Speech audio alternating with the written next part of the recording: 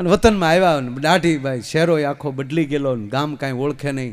અને બાપુ જે પગે લાગે એને કે નાથા ભાઈ ક્યાં દીકરા. ઓહો બાપુ તો ચમત્कारी है.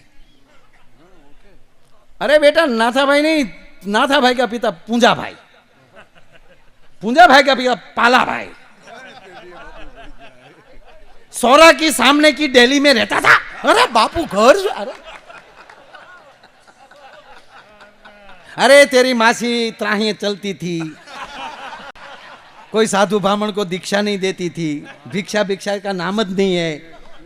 अरे के बापू ने अपना घर ना लखण नहीं खबर से. लोट मांगने आता था तो बोलती थी कि मेरा हाथ भीना है.